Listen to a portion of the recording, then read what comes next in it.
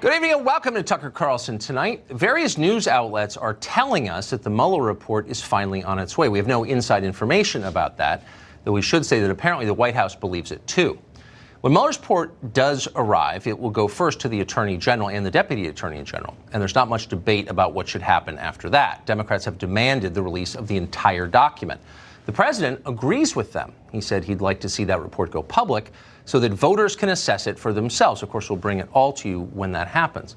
But for now, we'd like to take just a second to put this entire sprawling story into some perspective. Our job on this show is to remember things, to create a record of what has happened in this country over the past few years and what has happened to it. Our grandchildren will want to know. If the left has its way, they will never see the details. It will all be whitewashed like so much else in our history has been.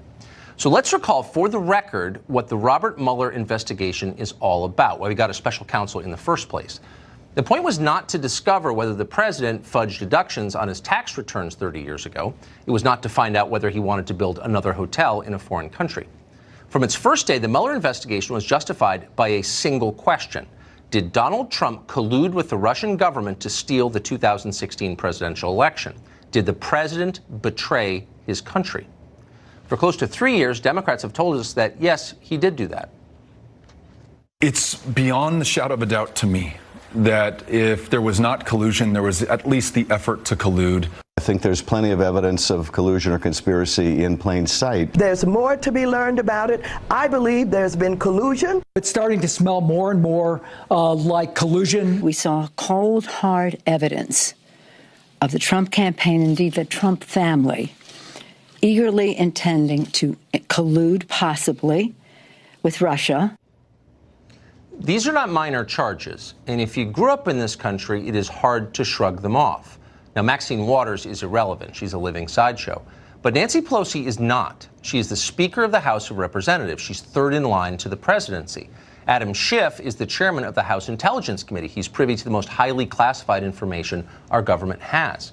John Podesta, who you just saw, was the chief of staff in one White House. He was a senior advisor in another White House. Beto O'Rourke has raised more money than anyone running for president in 2020.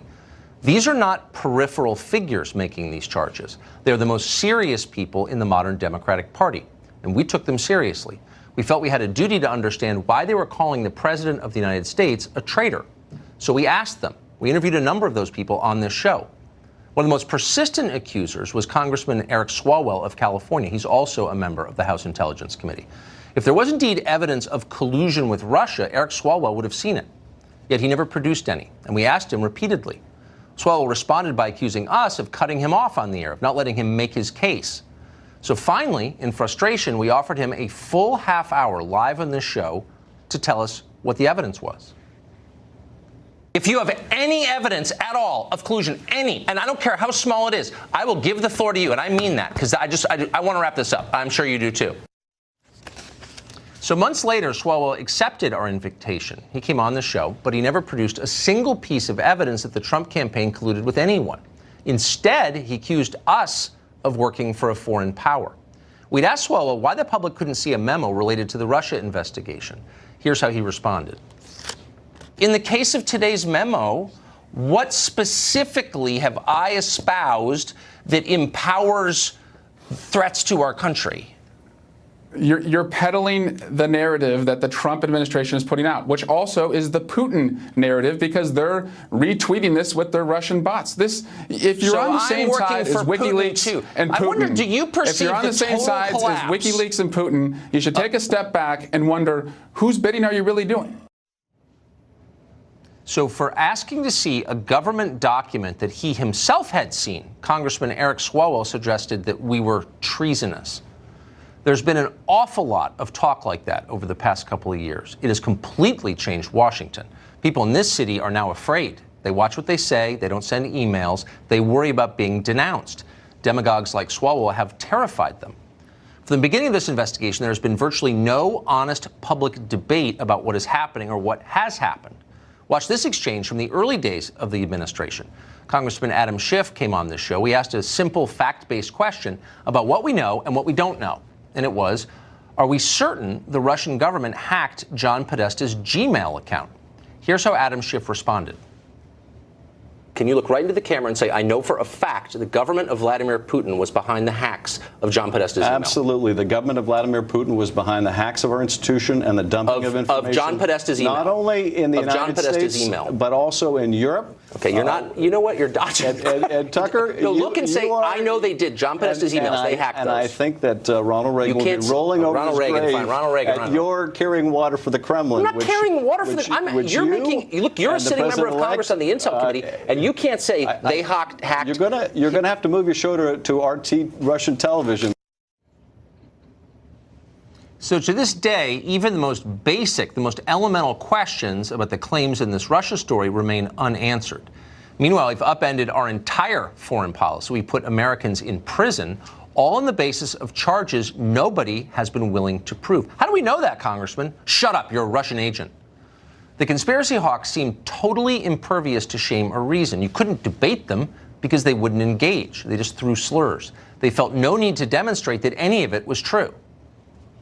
At what point do you draw the line and not accuse the President of the United States without any evidence of being an agent of Russia? Yeah, he's betrayed our country, and I don't say that lightly. I worked as a prosecutor for 7 years, and But betraying the country, by the way, we want evidence before you say that, but you said an agent of Russia. Yeah, he works on their behalf. But as a prosecutor, that wouldn't be evidence in court. I mean, as a prosecutor, you know the difference between hard evidence and circumstantial evidence. I'm not hearing the evidence that he's an agent of Russia. Yeah, I think it's pretty clear. It's almost hiding in plain sight. It wasn't just Swalwell and Schiff. Some of the most respected, supposedly sober figures in our society engaged in this behavior for years. They said things that were so reckless and so damaging to this country that it's almost hard to believe it was happening. Keep in mind as you watch this clip that not so long ago, John Brennan was the director of the CIA, the most powerful intelligence agency in the world. McClatchy's reporting right now that Special Counsel Robert Mueller has evidence that Trump's personal lawyer and fixer, Michael Cohen, secretly made a late summer trip to Prague during the 2016 presidential campaign. According to two sources familiar with the matter, confirmation of the trip would affirm part of the Steele dossier. Reports that Mr. Cohen was in Prague, despite his denials, repeated denials. There is more and more indications that there is something here that is far, far from being anything near a witch hunt. Michael Cohen was in Prague meeting with his Russian handlers. That's what Brennan just told us on cable television.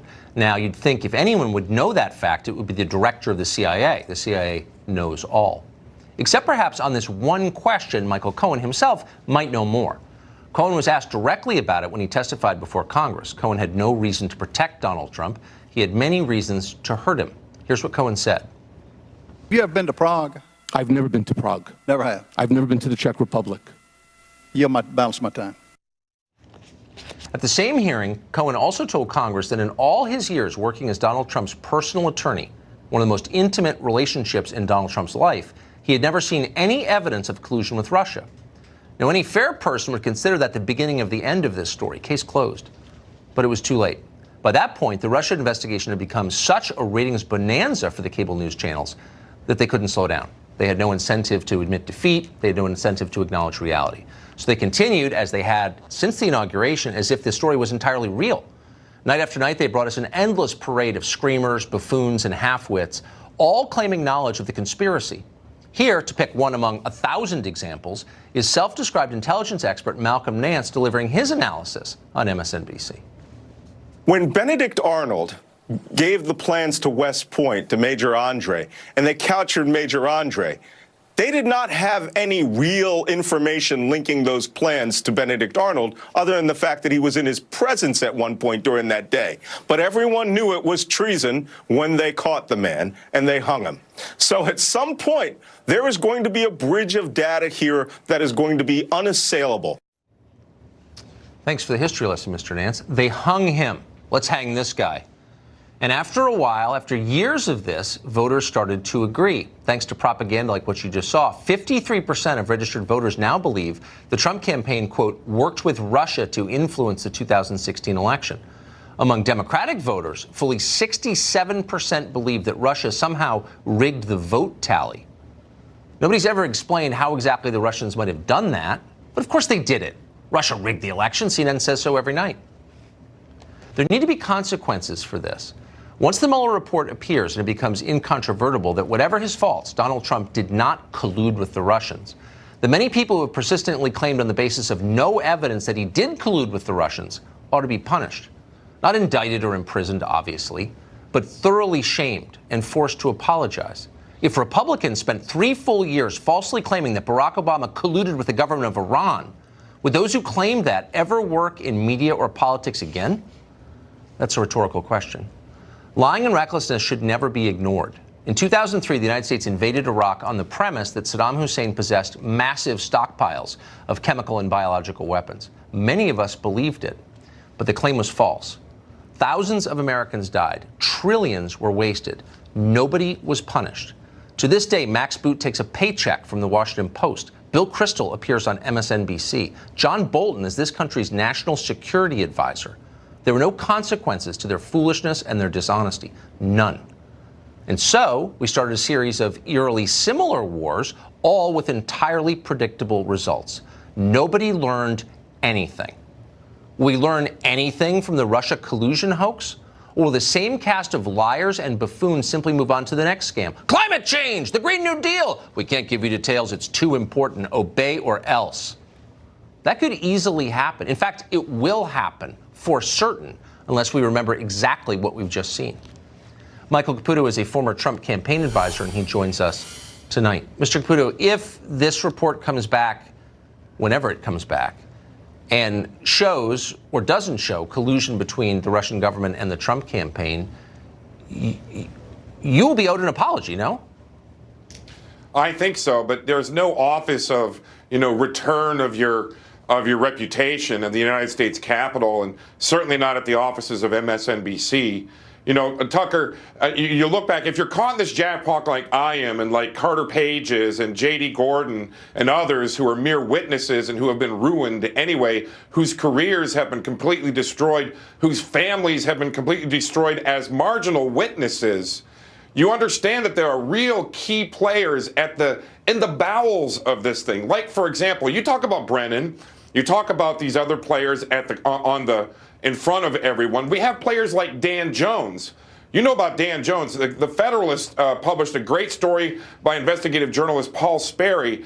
He's a guy I talked about in front of the Senate Intelligence Committee almost a year ago. This guy was a Senate Intelligence Committee staffer, a former FBI analyst, and he today has raised $10 million to continue the work of Fusion GPS. He's working closely with Glenn Simpson today, with Christopher Steele, the former British spy who Hillary Clinton and the DNC paid. He's working with him today, and he puts out a daily email to reporters and Democratic committee staffers on the Hill, still peddling the Russia collusion hoax, still peddling stories that have been completely disproven, and he's still getting hits in the media even today. Any idea who's paying for that? Who gave him the $10 million? Yes, he has admitted that it's being paid for by George Soros, by Rob Reiner, meathead from All in the Family, by a foundation close to this Steyer character who's running this Impeach Trump Now deal. These guys have put up, I think it's almost over $10 million right now. And by the way, while my family and J.D. Gordon's family and Carter Page's family and dozens of other families related to the Trump kind of orbit have gone completely bust due to this bogus Russia investigation, Dan Jones and Glenn Simpson and Christopher Steele, they're getting rich beyond their wildest dreams. And here's the thing, Tucker. I know you believe and others believe that there's nothing criminal going on here, but I disagree. All you got to do is look up 18 U.S.C. 2384 and apply that to Dan Jones. If we don't have some kind of investigation into Dan Jones, Christopher Steele, and Glenn Simpson and Fusion GPS, and if we find a crime related to 18 U.S.C. 2384 sedition, then we have no country. We have no rule of law. Well, at the very least, we're learning who has real power in this country, and it's not this administration. No doubt. No doubt. Michael Caputo, thank you.